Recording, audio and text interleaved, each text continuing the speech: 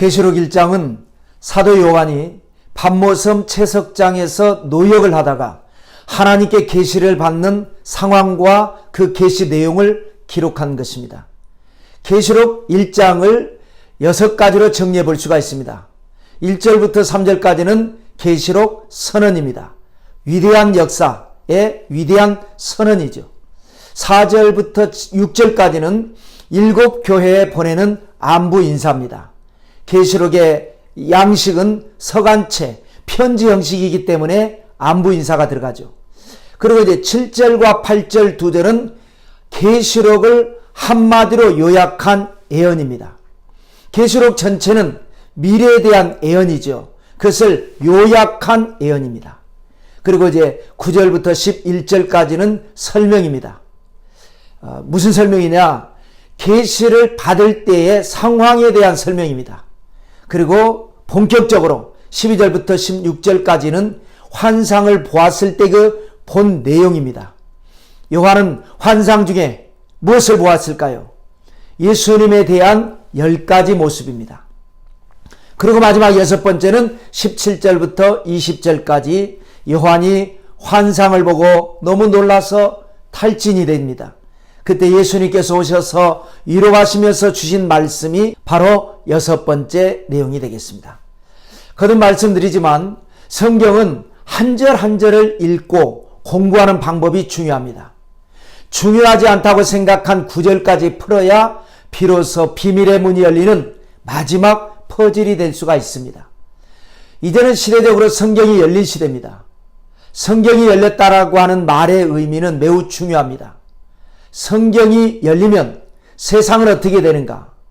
성경이 열리면 세상에 사는 그리스도인들은 어떻게 되는가? 5장, 6장 공부할 때에 아마 많은 깨달음이 있게 될 것입니다. 자, 지금은 이제 1장을 공부하는 입장에서 계시록 공부를 어떻게 할 것인가?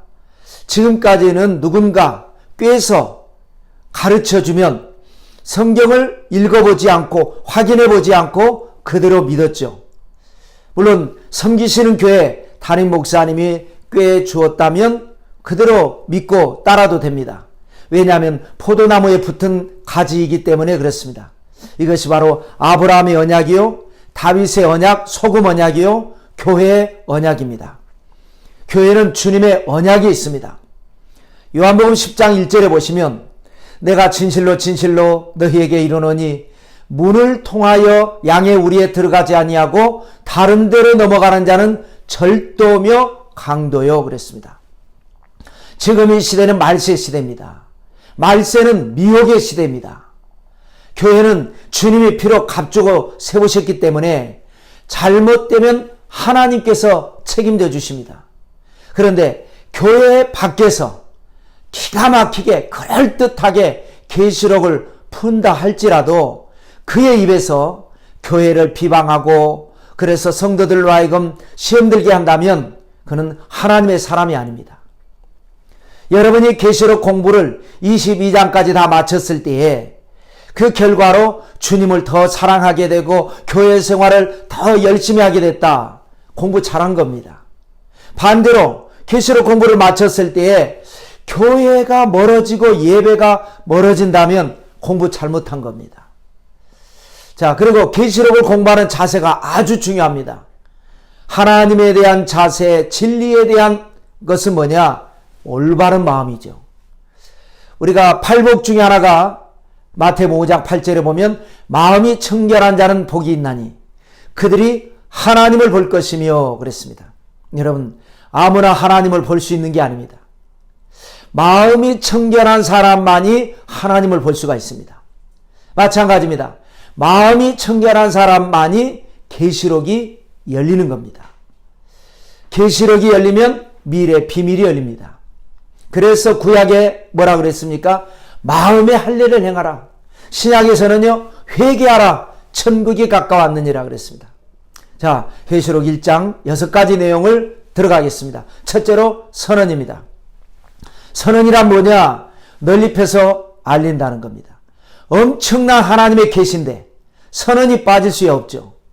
기미 독립선언서, 미국의 독립선언문, 프랑스 혁명의 인권선언, 이런 것이 있지 않습니까? 영원한 인류 미래에 대한 계시록도 선언이 있습니다. 1절부터 3절입니다. 1절 보실까요? 예수 그리스도의 계시라.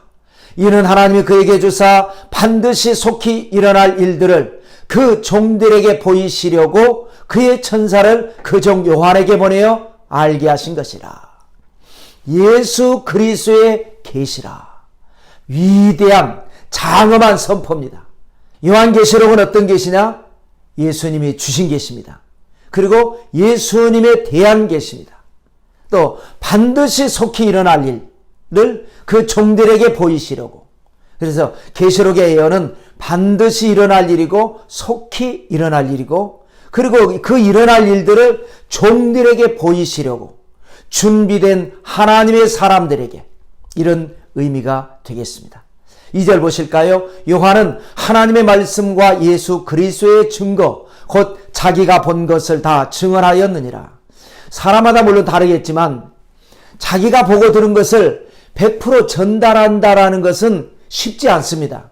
그런데 요한은 자신 있게 자기가 본 것을 다 증언하였다라고 선포합니다. 물론 성령님의 역사가 있었기에 가능한 일입니다. 3절은 이 예언의 말씀을 읽는 자와 듣는 자와 그 가운데 기록한 것을 지키는 자는 복이 있나니 때가 가까움이라. 서론 공부할 때 말씀드렸죠. 독청수복. 읽을 독, 들을 청, 지킬 수. 읽고 듣고 지키는 사람이 복을 받는다. 그 복이 어떤 복이라고 그랬죠? 신분이 달라지는 복입니다. 구원의 레벨이 달라집니다. 평생 신앙생활 잘한 성도님과 예수님 우편 강도, 마지막에 당신의 나라에 임하실 때 나를 생각하소서 한마디에 오늘 내가 나와 함께 낙원에 있으리라. 그렇게 구원받은 성도와 상급이 같을 수는 없지 않습니까? 상급뿐만이 아닙니다. 상급이라고 하는 것은 하늘나라 가서 누리는 복입니다. 하늘나라 갈 때에 환난을 거쳐서 가느냐, 거치지 않고 가느냐, 이것도 달라집니다. 여러분, 구약 역사를 보시면 바벨론에 의해서 남한국 유다가 멸망했죠. 그 전에 에레미야 선지자가 하나님의 말씀, 예언의 말씀을 선포했습니다. 그 예언의 말씀을 듣지 않고 지키지 않은 사람들은 노예로 끌려갔습니다. 그런데 다니엘과 같은 사람, 사드락과 메삭과 아벳느고와 같은 사람들은 에레미야 선지자가 전해준 예언의 말씀을 잘 듣고 그 말씀대로 독청수했더니 복을 받았습니다. 어떤 복이었죠? 나라가 망했는데 노예로 끌려간 것이 아니라 왕립학교에 들어가서 관리로 등용이 되고 총리로 출세를 하고 지방장관으로 발탁되고, 오늘날에도 마찬가지입니다. 미래도 마찬가지입니다. 하나님의 말씀을 잘 읽고 듣고 말씀대로 산다면 사망의 음침한 골짜기가 온다 할지라도 하나님이 지키십니다. 종말이 오고 환난이 오고 어떤 일이 다가와도 걱정할 거 없습니다. 하나님이 지켜주십니다. 자, 두 번째로 안부입니다. 요한은 자기가 보고 들은 환상과 계시를 하나님의 명령을 따라서 에서보드 사빌라, 에베소 교회, 서마나 교회, 버가모 교회, 두아디라 교회, 사대 교회, 빌라델피아 교회, 라우디게아 7교회에 편지로 보냈죠. 그러니까 편지 형식입니다. 그래서 안부인데요, 발신인에 대한 안부, 수신인에 대한 안부, 이렇게 됩니다. 먼저 발신인과 수신인을 볼까요? 1장 4절입니다. 요한은 아시아에 있는 7교회에 편지하노니 이제도 계시고 전에도 계셨고 장차 오실 이와 그의 보좌 앞에 있는 7영과 그랬습니다. 먼저 수신인이 뭐예요? 아시아에 있는 7교회입니다. 당시는 헬라 중심, 로마 중심의 문명이었죠. 헬라는 그리스, 로마는 이탈리아입니다. 이 그리스와 로마, 즉 유럽 사람들은 바다 건너 있는 터키를 아시아라고 불렀습니다. 아시아라고 하는 뜻은 동쪽이라고 하는 뜻입니다. 그래서 아시아에 있는 7교회, 바로 오늘날로 말하면 터키 쪽에 있는 7교회를 말합니다. 그 그리스와 터키 사이에 있는 작은 섬이 하나 있는데 그 섬이 바로 pat모섬입니다. 자, 다음은 발신인입니다. 발신인은 요한이 아닙니다. 요한은 대필자이지 발신인이 아닙니다. 발신인이 누구냐? 이제도 계시고 전에도 계셨고 장차 오실 이 하나님이십니다. 모든 사람은 과거와 현재와 미래가 단절되어 있습니다. 현재의 나는 과거와 미래는 없는 납니다. 그러나 하나님은 다릅니다. 현재에 계신 하나님께서 과거와 미래에도 동시적으로 역사하신 하나님. 그래서 우리 흔히 하는 말로 시공간을 초월하신 하나님. 히브리서 13장 8절에 보면 예수 그리스도는 어제나 오늘이나 영원토록 동일하시니라 라고 말씀하셨죠. 자, 두 가지 안부인데요. 수신자에게 7교회 수신자, 오늘날의 성경을 읽는 우리에게도 마찬가지입니다. 5절입니다. 또 충성된 증인으로 죽은 자들 가운데서 먼저 나시고 땅의 임금들의 머리가 되신 예수 그리스도로 말미암아 은혜와 평강이 너희에게 있기를 원하노라. 예수 그리스도로 말미암아 너에게 은혜와 평강이 있기를 원한다. 우리 한국 사람들을 만나면 어떻게 인사하죠? 안녕하십니까? 이렇게 하죠. 영어를 사용하는 사람은 굿모닝 이러죠. 스페인어를 보면요, 디오스켈레 벤디가 이렇게 인사합니다. 디오스는 하나님이고요, 벤디가는 은혜입니다. 하나님의 은혜가 당신에게 있기를 원합니다. 가장 성경적인 인사법이 스페인어에 남아 있습니다. 초대교회 당시 그리스도인들의 인사말은 예수 그리스도로 말미암아 은혜와 평강이 너희에게 있기를 원한다. 이렇게 인사했습니다. 그런데 그 예수님이 어떤 분이라고요? 충성된 증인이시고 성자 예수님이 성부 하나님의 보내심을 받아서 세상에 오셨습니다. 세상에 오셔서 다 보셨잖아요. 사탄이 성도를 괴롭히는 것, 성도들이 참고 기도하고 인내하는 것, 그래서 충성된 증인입니다. 또 죽은 자들 가운데서 먼저 나시고 부활의 첫 열매입니다.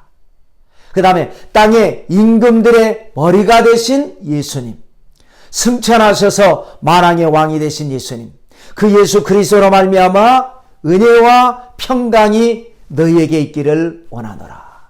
이렇게 인사한 거죠. 그 다음에 중요한 것은 뭐냐? 계시를 주신 예수님에 대한 인사도 들어갑니다. 6절에 그의 아버지 하나님을 위하여 우리를 나라와 제사장으로 삼으신 그에게 영광과 능력이 세세토록 있기를 원하노라. 아멘. 영광과 능력이 세세토록 있기를 원한다라고 인사한 겁니다. 누구에게요? 예수님께. 예수님은 누구라고요? 우리를 나라와 제사장으로 삼으신 하나님이십니다. 성도들에게는 은혜와 평강이 있기를 원한다. 그런데 그 은혜와 평강이 있게 되는 비결이 뭡니까? 예수님에게 영광과 능력이 세세토록 있어야 성도에게 은혜와 평강이 있는 겁니다. 그럴 리가 없지만 만약에 사탄이 예수님에게 있는 영광과 능력을 훔쳐간다면 우리에게 은혜와 평강도 없어집니다. 그래서 우리는 늘 기도해야 합니다. 예수님께 영광과 능력이 있기를 위해서 기도해야 합니다. 왜냐하면 예수님의 승리가 우리의 승리고 예수님의 영광이 우리의 축복이기 때문에 그렇습니다. 정리하면 성도에게는 예수 그리스도로 말미암아 은혜와 평강이 있기를 원한다. 예수님에게는 예수 그리스도에게 영광과 능력이 세세토록 있기를 원한다. 이것이 바로 성도 간의 아름다운 인사말입니다. 셋째는 예언입니다. 계시록 전체가 예언이지만 1장의 요약 예언, 핵심 예언이죠. 7절 보실까요? 볼지어다 그가 구름을 타고 오시리라. 각 사람의 눈이 그를 보겠고 그를 찌른 자들도 볼 것이요 땅에 있는 모든 족속이 그로 말미암아 애곡하리니 그러하리라. 아멘. 예언을 한마디로 정리하면 뭡니까? 예수님 다시 오시는 재림 예언입니다. 자, 그런데 어떻게 오신다고요? 구름을 타고 오시리라. 구름은 하나님의 임재, 하나님의 언약을 상징합니다. 모세가 시내산에서 십계명을 받을 때 빽빽한 구름이 산 위에 있더라 그랬죠. 또 구름이 산을 가리더라. 그것이 하나님 계신 것을 의미하는 겁니다. 또 광야에서 제사를 드릴 때 구름이 회막에 덮이고 야훼의 영광이 성막에 충만하더라. 또 솔로몬이 성전을 건축하고 예배를 드릴 때 제사장이 성소에서 나올 때에 구름이 성전에 가득하더라 라고 말씀했죠. 또 구름은 언약이고 언약의 성취입니다. 노아 홍수 이후에 하나님께서 노아에게 말씀하시기를 내가 내 무지개를 구름 속에 두었나니 이것이 나와 세상 사이의 언약의 증거니라. 그래서 구름을 타고 오시는 예수님의 재림은 인류 구원을 위한 하나님의 언약의 성취라는 것입니다. 신부들과 함께 오시는 모습을 구름으로 표현하기도 한 겁니다. 사람이 많으면 구름대와 같다 이렇게 말하지 않습니까? 자, 그런데 이제 중요한 것은 각 사람의 눈이 재림하시는 주님을 본다라는 겁니다. 그러므로 메시아가 어디에 나타났다 가보자 할 필요가 없습니다. 초림 때는 고운 모양도 없고 풍채도 없이 십자가에서 죽으시기 위해서 베들레헴 마국간에 조용히 오셨지만 재림하실 때는 만왕의 왕으로서 메시아로 오시기 때문에 각 사람의 눈이 보게 될 것입니다. 만천하에 드러나게 될 것입니다. 그를 찌른 자들도 볼 것이요. 죽은 사람들이죠. 찌른 자, 죽은 사람들. 땅에 있는 모든 족속이 보는데 살아있는 사람. 안타까운 것은 뭐냐? 그들이 재림하시는 예수님을 보면서 좋아하는 것이 아니라 애곡하게 될 것이다. 왜요? 안 믿었잖아요. 예수님 찔렀잖아요. 그럼 우리는 어떻게 되느냐? 우리는 회개하고 예수님을 믿어서 포도나무에 붙은 가지가 됐기 때문에 예수님 오시기 전에 휴거돼서 공중에서 혼인잔치를 합니다. 그래서 예수님이 지상 재림하실 때에 같이 오는 반열에 서게 되는 겁니다. 그래서 요한계시록 공부를 통해서 우리는 예수님 재림하실 때 애곡하는 반열에 서지 아니하고 기뻐하는 반열에 서게 될 것입니다. 넷째로 설명입니다. 무엇을 설명한다 그랬죠? 환상 받을 때 그 상황입니다. 9절입니다. 나 요한은 너희 형제요 예수의 환난과 나라와 참음에 동참하는 자라 하나님의 말씀과 예수를 증언하였으므로 말미암아 pat모라 하는 섬에 있었더니 이게 이제 pat모섬이 나옵니다. 흉악범들을 격리해서 당시에 중노동시키는 것으로 악명 높은 것입니다. 그런데 사도 요한은 흉악범이 아니잖아요. 그래서 설명이 필요한 겁니다. 왜 요한이 pat모섬에 있었느냐?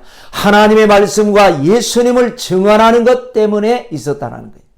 그리고 10절에 주의 날에 내가 성령에 감동되어 내 뒤에서 나는 나팔 소리 같은 큰 음성을 들으니 주의 날은 일요일입니다. 원래는 안식일을 지켰는데 어리석은 사람들이 안식일 자체를 너무 신성시하게 하니까 안식일을 지켜야 구원받는다? 이건 아닙니다. 예수님을 믿음으로 말미암아 구원받는 겁니다. 그래서 구원받은 은혜가 너무 감사해서 안식일을 지키는 거죠. 그래서 하나님께서 안식일을 주일로 바꾸셨습니다. 예수님 부활하신 날도 주일입니다. 부활하신 주님께서 제자들 찾아오실 때도 주일날 찾아오셨습니다. 오순절 마가의 다락방에 성령 폭발 역사가 일어날 때에도 주일날이었습니다. 요한은 주일날 성령의 감동을 받아서 나팔 소리 같은 음성을 듣습니다. 우리도 언젠가는 꼭 들어야 할 소리가 하나님의 나팔 소리입니다. 주일 성수를 잘 하다 보면 나팔 소리를 듣는 귀가 열리게 될 것입니다.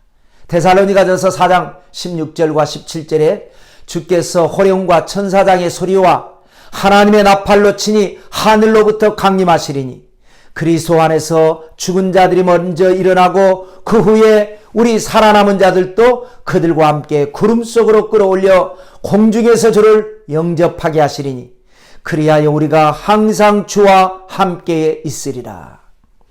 한때 우리나라의 인기 직종 중에 병아리 감별사가 있었습니다. 알에서 깨어난 병아리 여기서 잡아서 옮기면서 암수 구별을 해야 합니다. 그것이 오늘날 전 세계 양계업의 발전을 가져왔죠. 그런데 보통 사람들은 봐도 잘 모르는데 감별사들은 척 만지면 가면서 암수를 구별하죠. 여러분 병원 가면 어떻습니까?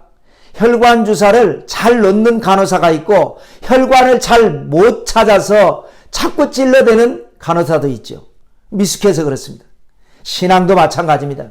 하나님의 음성, 하나님의 나팔 소리를 듣는 사람이 있고 못 듣는 사람이 있습니다. 그래서 영적 훈련이 필요합니다. 예배 생활, 기도 생활, 말씀 생활, 찬양 생활을 통해서 여러분에게 열리는 역사가 일어날 줄로 믿습니다. 그래서 마지막 나팔 소리가 날 때 네 가지가 동시에 이루어집니다. 먼저 보니까 주께서 하나님의 나팔로 친히 강림하신다. 예수님 재림이죠. 그리스도 안에서 죽은 사람들이 먼저 일어난다. 성도의 부활이죠. 그 후에 살아남은 자들도 구름 속으로 끌어올려 성도의 휴거입니다.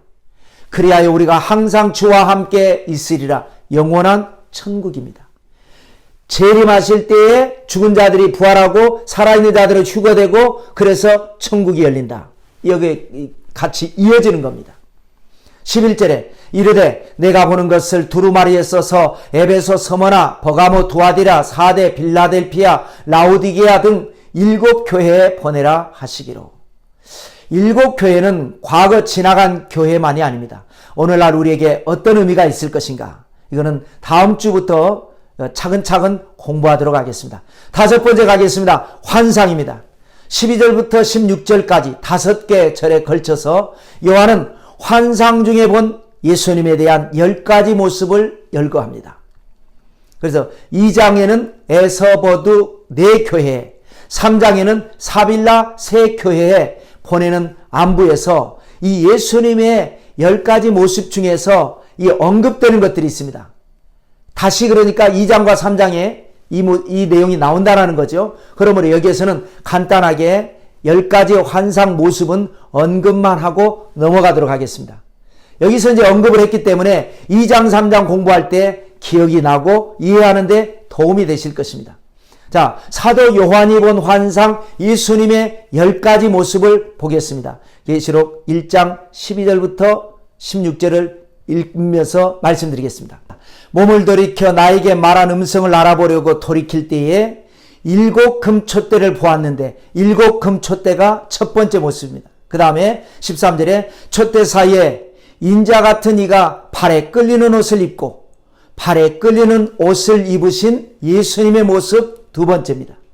그 다음에 가슴에 금띠를 띠고 자세히 보니까 가슴에 띠가 금으로 되어 있습니다. 세 번째 모습입니다. 14절에 그의 머리와 털의 희기가 흰 양털 같고 눈 같으며 머리와 수염이 그야말로 양털과 같고 눈과 같이 하얀 순백색이 들어가는 겁니다. 네 번째 모습이죠. 다섯 번째 모습은 그의 눈은 불꽃 같고 여섯 번째 모습은 그의 발은 풀무불에 단련한 빛난 주석과 같고 일곱 번째 모습 그의 음성은 많은 물소리와 같으며 여덟 번째 16절입니다. 그의 오른손에 7 별이 있고 오른손에 있는 7 별 여덟 번째 모습이죠. 아홉 번째는 입에서 좌우에 날선검이 나오고 마지막 10번째는 그 얼굴은 해가 힘있게 비치는 것 같더라. 도표 보면서 잠깐 설명드리면 가장 밑에 박스 중에 왼쪽 박스를 보시면 되겠습니다. 12라고 되어 있고 7 금촛대 하고 애가 돼 있죠. 방금 읽은 나에게 말한 음성을 알아보고 돌이킬 때 7 금촛대를 보았는데 이게 12절입니다. 요한계시록 1장 12절 말씀입니다. 그 다음에 보면 애가 돼 있죠. 에베소 교회에 보낸 편지에 예수님의 이 모습이 인용이 된다라는 뜻이 되겠습니다. 그 다음에 13절, 14절 쭉 내려가서 16절에 보면 오른손에 7 별을 하고 나오는데 거기에 애도 나오고 사도 나옵니다. 에베소 교회 안부에도 인용이 되고 사대 교회에도 인용이 되는 말씀이 오른손에 7 별입니다. 계시록 2장 에베소 교회 안부들을 먼저 살펴보실까요? 2장 1절입니다. 에베소 교회 사자에게 편지하라. 오른손에 있는 7 별을 붙잡고 7 금촛대 사이를 거니시는 이가 이르시되. 바로 에베소 교회 사자에게 편지하는 예수님은 어떤 모습이냐? 오른손에 7 별을 붙잡고 계신 하나님이시다라는 거예요. 또 7 금촛대 사이를 거니시는 분이시다. 7 별은 무엇이고 7 금촛대는 무엇입니까? 조금 이따 6번째 예수님 말씀에서 설명이 나옵니다. 7 별과 7 금촛대는 에베소 교회와 어떤 연관성이 있는가? 그리고 그 의미는 오늘 우리에게 무엇을 주고 있는가? 이러한 것을 우리가 탐구해 볼 필요가 있겠습니다. 자, 6번째 마지막으로 가겠습니다. 말씀입니다. 전통적으로 이스라엘 사람들은 하나님을 직접 보면 죽는다 이렇게 생각을 했습니다. 그래서 요한도 환상 중에 놀라운 것을 보고 너무너무나 충격을 받고 쓰러져 버렸습니다. 17절입니다. 내가 볼 때에 그의 발 앞에 엎드러져 죽은 자 같이 되매 그가 오른손을 내게 얹고 이르시되 두려워하지 말라 나는 처음이요 마지막이니. 내가 볼 때 주님을 본다는 것은 특별한 은혜요 남다른 은혜입니다. 그런 큰 은혜를 받은 사람은 어떠해야 합니까? 그의 발 앞에 엎드러져 죽은 자 같이 되는 겁니다. 이것이 진정한 은혜 받은 자의 모습입니다. 내가 받은 은혜로 남을 죽이면 안 됩니다. 내가 죽어야죠. 오늘날 어떤 은혜를 받아서 남을 공격하고 정죄하고 교회를 비방하고 잘못된 겁니다. 요한복음 8장에 예수님께서 성전에서 서기관과 바리새인들과 대화를 할 때 그들이 뭐라고 그랬습니까? 음행 중에 잡힌 여자를 끌고 와가지고 이 여자를 어떻게 하면 좋겠습니까? 모세는 이러한 여자를 돌로 치라 명하였나이다. 그럴 때 예수님께서 너희 중에 죄 없는 자가 먼저 치라 해서 다 도망가 버렸죠. 여러분, 하나님의 나라는요, 은혜 받은 사람이 먼저 깨어지고 죽어야 역사가 일어나는 겁니다. 뭔가 은혜 받았다고 해서 그 은혜를 아직 못 받은 교회나 죄종이나 성도를 향해서 정죄하고 비방하는 것 잘못된 은혜입니다. 우리가 깨어져야 됩니다. 은혜 받은 자가 죽어야 합니다. 그래야 하나님의 역사하십니다. 예수님께서 쓰러진 요한에게 직접 안수기도 하시죠. 오른손을 내게 얹고 이르시되 두려워하지 말라.